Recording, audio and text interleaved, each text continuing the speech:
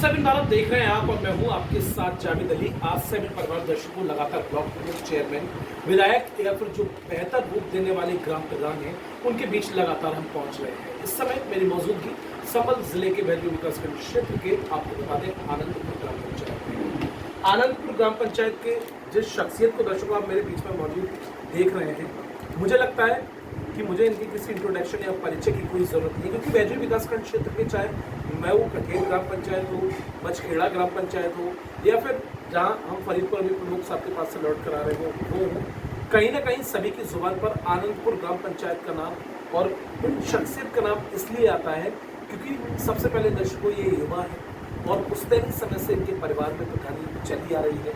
2016 में इनके पापा जी का आकस्मिक निधन हो गया, उसके बाद उपचुनाव हुआ और भैया को सारी जिम्मेदारी मिली और एक बार फिर 20 से 25 वाला जो चुनाव था तो भैया का मन तो नहीं था, लेकिन यहाँ की जनता जनार्दन कहीं ना कहीं इनके ही परिवार में या इनके ही घर में प्रधानी देखना चाहती है। ये जनता का हमेशा से ख्वाब रहा है और जनता का वो ख्वाब लगातार पूरा होता रहा है, क्योंकि दर्शकों ये जो परिवार है ये आपको बता दें एजुकेटेड परिवार है, ज़मीन से जुड़ा परिवार है और ये वो परिवार है जो दर्शकों कभी किसी तरह का कोई पक्षपात नहीं, कोई भेदभाव नहीं, हमेशा जनता के बीच बना रहता है। दर्शकों अब मैं नाम लेना चाहूँगा, इस समय मेरी मौजूदगी गजेंद्र राणा जी जो कि मौजूदा प्रधान हैं इस आनंदपुर ग्राम पंचायत के और वो शख्सियत है, एडवोकेट भी है पेशे से, लेकिन कहीं ना कहीं अब थोड़ा वकालत को थोड़ा पीछे करते हुए अपनी जनता के लिए पूरा समय दे रहे हैं। और इस ग्राम पंचायत में दर्शकों इस पंचवर्षीय में जो 4 साल का समय हुआ है, इन 4 सालों में बेहतर शिक्षी रोड, बेहतर इंटरलॉकिंग, स्कूलों में बेहतर कार्य, आरसी सेंटर, पंचायत भवन, तमाम वो कार्य करा दिए जो शायद जनता को उम्मीद नहीं थी, लेकिन वो सारे कामकाज खड़े होते हैं। गौशाला भी इस ग्राम पंचायत में मौजूद है। गजेंद्र भाई सबसे पहले बहुत स्वागत है आपका। आप कम उम्र में एक बड़े पायदान पर पहुंचना, हालांकि मैं ये कि नहीं कहूँगा कम उम्र, लेकिन उस दैनिक प्रधानी आपके घर में है, आपके पापा जी का 2016 में आकस्मिक निधन हुआ, जिम्मेदारी आपके हाथों में है, पूरा परिवार का जिम्मा तो आप संभाल ही रहे हैं, पूरी पंचायत का जिम्मा आप संभाल रहे हैं। इस कम उम्र में आपने जो पायदान प्राप्त किया है, सबसे पहले कैसा आपको व्यतीत होता है, कैसा लगता है? देखो, जब पिताजी का निधन हुआ था मेरी थोड़ी दूसरी लाइन थी, कभी सोचा ही नहीं था कि मैं यहाँ पर आऊँ, लेकिन तब मुझे लगा कि जो राजनीतिक चीज़ होती है जिसमें मुझे ना लगता कि राजनीति बुरी चीज़ है, लेकिन राजनीति में जो लोग हैं वो बुरे होते हैं, लेकिन आजकल लोग देखते हैं राजनीति बुरा करते हैं। मुझे लगा कि आने वाले समय में या इस समय में जो डिजिटल सिस्टम, डिजिटल इंडिया का हमारा मोदी जी ने नाम दे रखा है, तो डिजिटल तो तभी होगा जब हर बच्चा, हर एक अपना भारत का नागरिक पढ़ा लिखा होगा, क्योंकि मुझे लगता है कि यहाँ पे जागरूकता बहुत ज़्यादा है। अपने क्षेत्र की बात करें, हमने देखा आपने ग्राम पंचायत में चौमुखी विकास कराया है, कई बुजुर्गों से बातचीत की, आपको दुआएं देते नजर आए, कई युवाओं से बातचीत की, आपको भाई कहते हुए नजर आए और कहीं ना कहीं आप खुद एक युवा और खुद एक न्यू जनरेशन के हैं, लेकिन युवाओं के प्रेरणादायी आप बने हुए हैं, बुजुर्गों की दुआएं आप ले रहे हैं, क्योंकि उन्होंने साफ तौर पर बताया कि आपने कभी कोई पक्षपात नहीं किया, कोई भेदभाव नहीं किया, हर सरकारी सुविधा का लाभ धरातल तक पहुँचाया।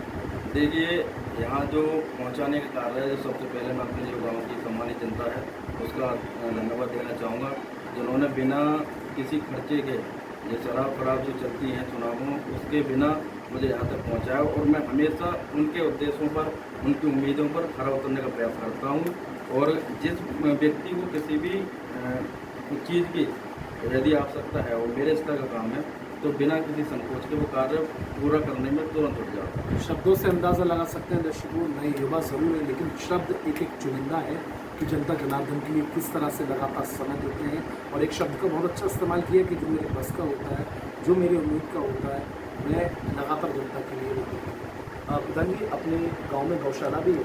हाँ, देखिए अभी सबसे मुख्य समस्या थी जो सरकार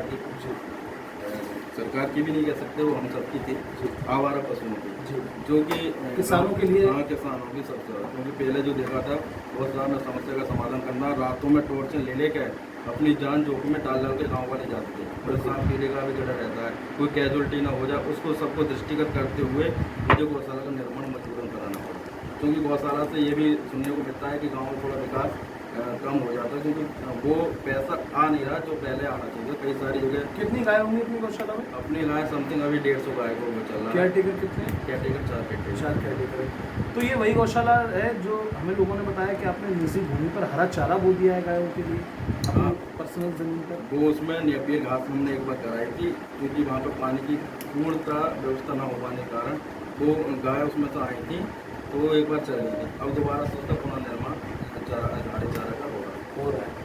अब और अच्छी बात है, जनता का रुझान आपकी ओर है और लगातार जनता आपके परिवार देखिए राणा परिवार को चाह रही है, तो क्या इस बार मैदान में उतरेंगे आप? जनता का मैं जो आपको बता दूं, मेरे अपना एक वो उद्देश्य है कि मैं कभी जिसने वोट न दिया वो भी अपना है, ना देने वाला देने वाला सब अपने। मैंने कभी ना ही पक्षपात ना जाति पात, इन सारी चीज़ों को मैं बिल्कुल ही नहीं मानता। मेरे यहाँ पे आगे बोर्ड भी लगा हुआ है। यहाँ पे जन्मजात या ऊंच नीच के सारे भेदभाव आके आप अंदर आ सकते हैं, वरना इन सारी चीज़ों को मानसिकता मस्तिष्क में धारण नहीं करते। ये आपने एक पैम्पलेट लगा रखा है, कैंपलेट है, आप बाहर आप देख सकते हैं। आप समझ सकते हैं। और उस पैम्पलेट में जो संदेश है कि आपको जातिवाद नहीं करनी है, भेदभाव नहीं करना है। अगर आप बिल्कुल निष्पक्ष हैं, सही है, तभी आप आ सकते हैं, वरना आपको आने की ज़रूरत नहीं है, क्योंकि यहाँ भेदभाव और पक्षपात जातिवाद करने वालों का, राजनीति करने वालों का कोई काम नहीं है। यहाँ उनका काम है जो भाईचारे वाले हैं, जो भाई बंधु हैं, या फिर जो जनता जनार्दन लगातार इनके हाथों में रहती है। गजेंद्र जी, आप खुद शिक्षित हैं, एजुकेटेड हैं, एजुकेट भी हैं। आपने शिक्षा पर बहुत अच्छा जोर दिया है, आपने स्कूलों का जीर्णोद्धार ही नहीं कराया। आपने एमडीएम को लेकर ये भी कह रखा है कि बच्चों को शुद्ध और साफ खाना लेना चाहिए। बिल्कुल जी, देखो मैंने जो टीचर्स हैं, थोड़ी जो बड़ी कहानी है, हमारे यहाँ हेड टीचर थे, उनका निधन हो गया था। हमारे गांव के शिक्षा मित्र थे, वो बेहद जिम्मेदारी से काम करते थे, उनका भी उनका बात है कि ये निधन हो गया। दूसरा ये कि हमारे यहाँ पे हेड टीचर है, वही बच्चों को देती है। कभी कभी जब मुझे थोड़ा लगता है समय, वो मैडम कभी छुट्टी पे ले आती हैं, तो कम से कम 20-20 दिन वो मैंने पढ़ाया बच्चों को। 20-20 दिन आप उसकी वीडियोग्राफी मेरे पास, बड़ा अच्छा लगता है मुझे पढ़ाना, क्योंकि पढ़ना और पढ़ाना शिक्षा क्रांति लाना है। और हर व्यक्ति जब भी जिम्मेदार बनेगा जो अपने दायित्वों को समझेगा, लेकिन समझेगा जब हर व्यक्ति पढ़ा लिखा होगा। आपको ऐसा नहीं लगता आपने कितनी कम उम्र में कितने अपने आप में अचीवमेंट किया है, कितना आपने बदलाव किया है? बाबा साहेब भीमराव अम्बेडकर जी ने कितनी मेहनत की, लगन की, संविधान बनाया, और कहीं ना कहीं आप उनके कमलों पर चलते हुए नजर आ रहे हैं। देखिए, संविधान बनाया बहुत अच्छी बात है, लेकिन इस चीज़ में भी बहुत से लोग राजनीति करते हैं। संविधान बनाया बाबा अम्बेडकर राव के लिए भी पता ना, मैंने बहुत सारी चीज़ें सोशल मीडिया पे देखते रहती हूँ, लेकिन इन्होंने जो किया बहुत अच्छा किया। आज उन्हीं की बदौलत मैं यहाँ बैठा हूँ, आप यहाँ बैठे हो, और छोटा सा बच्चा ऊपर और वो प्रधानमंत्री बन सकता है, डीएम भी बन, कुछ भी चीज़ बन सकता है, लेकिन शिक्षा की बदौलत। उन्होंने कभी ऐसा नहीं कहा कि मैं केवल एक जाति समुदाय के लिए कार्य कर रहा हूँ। उन्हें